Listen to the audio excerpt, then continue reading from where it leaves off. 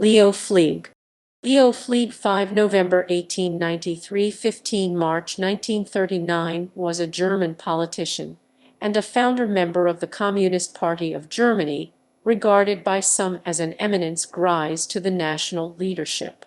He served as a member of the Prussian regional parliament Provinziallandtag between 1924 and 1933. In 1938 he was arrested in Moscow, where he had lived for some years. He was executed in 1939. Life. Leopold Flieg was born into a working-class family in Berlin.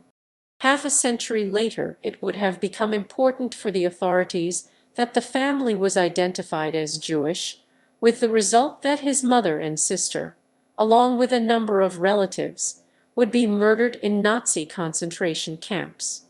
On leaving school, Flieg undertook a commercial apprenticeship at a bank, and he worked as a bank official till the outbreak of the war.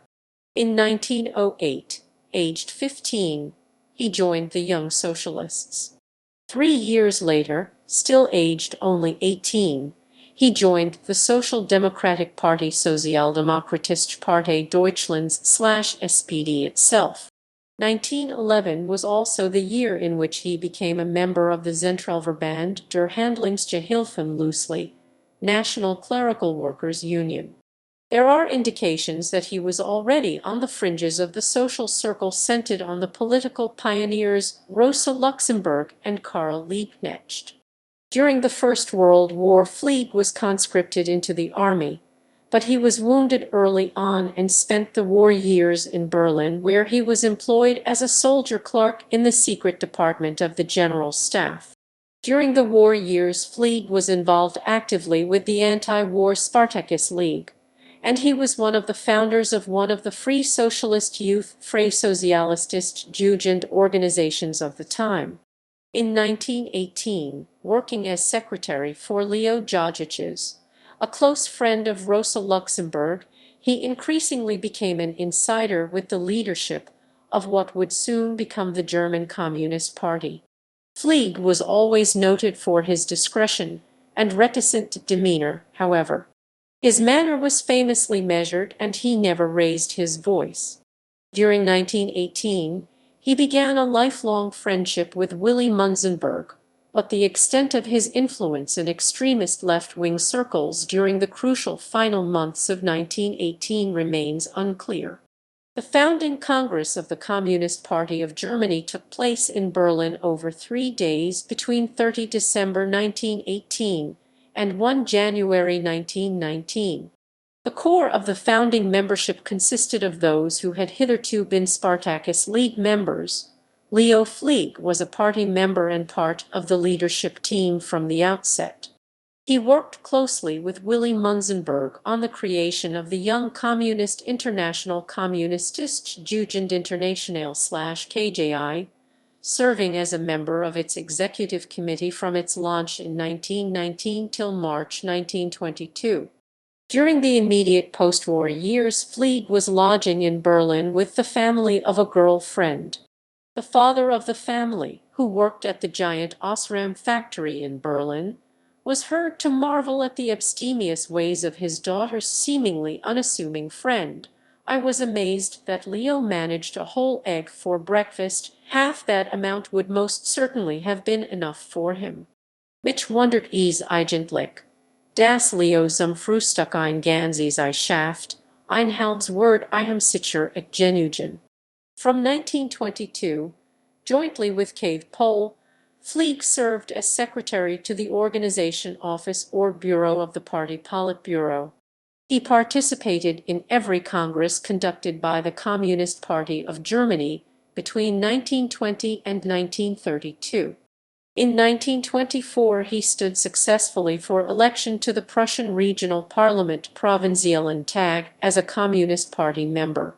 Successively re-elected at subsequent elections, he retained his seat without a break till 1932.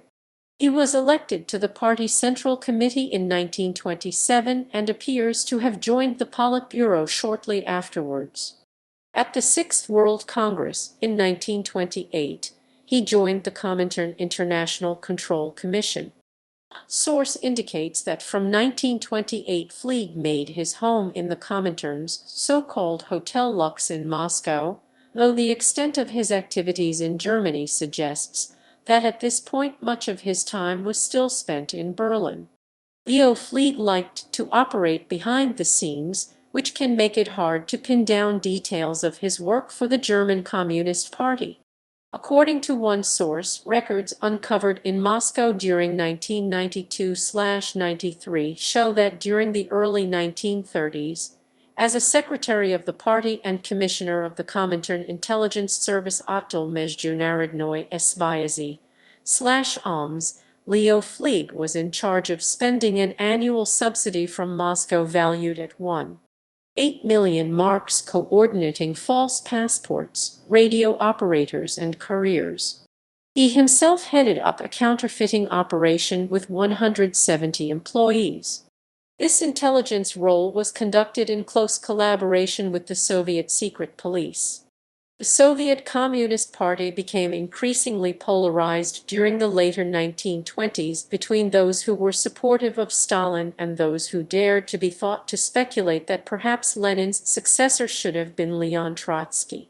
The Soviet Party and the German Party were closely linked at various levels. Party ruptures in Moscow found powerful echoes among the comrades in Berlin, with a major program of expulsions during 1928 and the establishment by many of those expelled of an alternative party. Sources insist that through this period Leo Flieg carried out his party functions with skill, loyalty, and meticulous care, without regard to whether the party leadership might be considered too far to the left or too far to the right. Then, in May 1932, Flieg was relieved by the German party of his party responsibilities, seen as having become too close to Heinz Neumann, a close political comrade and a personal friend. In 1930–31, Neumann had become critical of the party leader Ernst Thälmann, and thereby also of Stalin, both of whom, he said, were underestimating the dangers presented by the rise of the Nazi Party.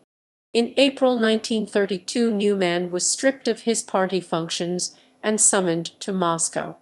Flieg was identified as a member of the Neumann Group, and his demotions, accompanied by the inevitable mutterings about Trotskyite sympathies, followed a few weeks later. His membership of the Politburo was reduced to candidate membership. Despite his disgrace in Germany, Flieg still had influential friend in Moscow as a result of his years as linkman for the Berlin activities of the OMS. He knew Pyatnitsky and Abramov Mirov and other Comintern leaders from long years of working together on intelligence matters.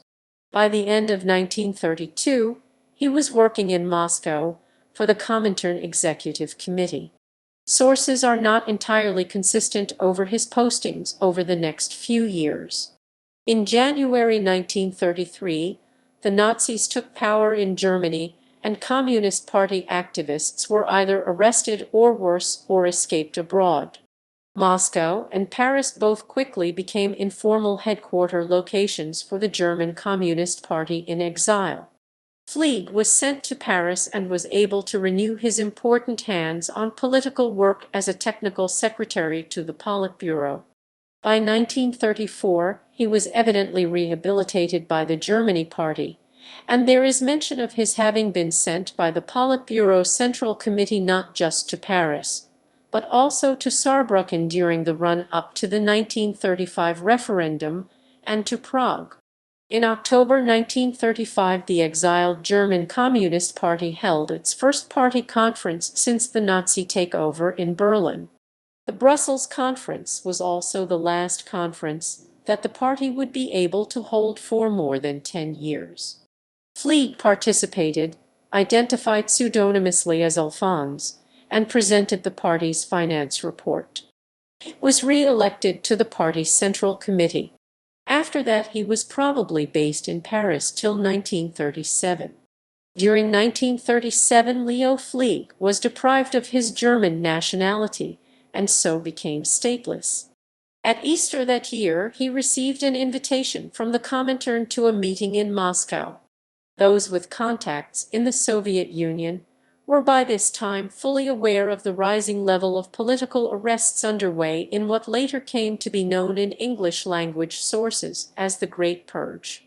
Flieg knew the risks inherent in returning to Moscow, and friends urged him to stay in Paris.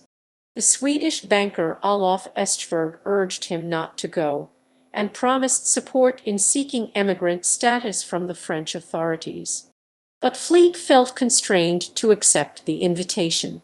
He had responsibilities for party moneys, and feared he might be accused of embezzlement by Comintern chiefs in Moscow if he did not comply with their order. Flieg returned to Moscow in June 1937 and installed himself once more in the Hotel Lux. His meeting with Comintern management took place. He received only a reprimand. Early in 1938, the German representative among the Comintern leadership, Philipp Dengel, lodged an application for Flieg to be permitted to leave the country again. Authorization never came through. Instead, on 20 March 1938, Leo Flieg was arrested by the NKVD and charged with membership of a right-wing Trotskyite spying organization. According to a television report of research undertaken by the Hamburg historian Reinhard Müller, Leo Flieg was tortured for an entire year. Flieg word ein ganzes Jahr lang gefoltert. In the course that lengthy succession of torture sessions, he was persuaded to incriminate himself and many others. In the written confession extracted from him, he confirmed his membership of a Comintern anti-Soviet conspiracy. On 14 March 1939, Leo Flieg was condemned to death by a military tribunal of the High Court and executed by shooting. He was posthumously rehabilitated in 1957. Personal paranoia at the top of the Soviet government, which underpinned the Great Purge, can be seen as a sufficient explanation for Flieg's conviction. He was only one of many hundred Comintern workers and collaborators who fell victim to it.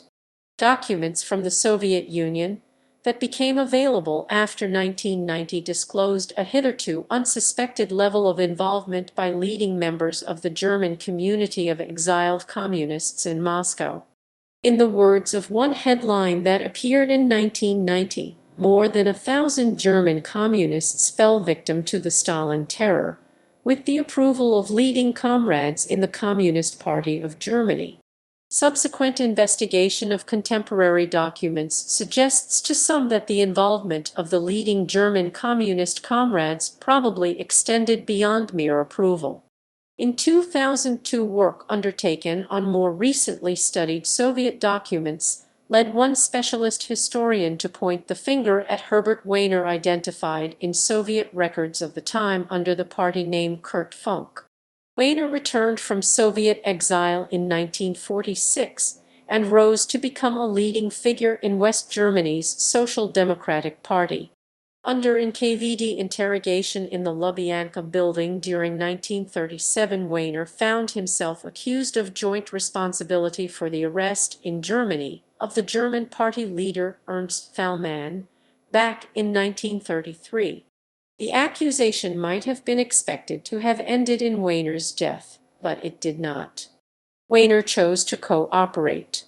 He wrote for his interrogators a lengthy report entitled Report of Investigation into Deeply Ingrained Trotskyite Activity in the German Anti-Fascist Movement unter Sitzungsberich, zur trotzkistischen Wohlarbeit in der deutschen antifaschistischen Bewegung. The report included the names of all the communist German political exiles in Moscow who shortly afterwards fell under suspicion of being Trotskyites and or members of counter-revolutionary groups. Wehner's report on Flieg included the observation that he had been characterized by party leader Ernst Thälmann as a rogue, or say, so Wehner, vom Vorsitzenden Ernst Thälmann als Gauner bezeichnet worden. Soon after Wehner submitted his report, hundreds of German Communist Party refugees were detained by the Soviet authorities. For Reinhard Müller, this was part of a desperate survival strategy, which for a terrified Herbert Wehner worked in its own terms, but for which hundreds of others paid the price. An alternative interpretation might be that the German political exiles caught up in the Stalin purges would have been arrested anyway, and Wehner's active collusion merely facilitated the exercise. References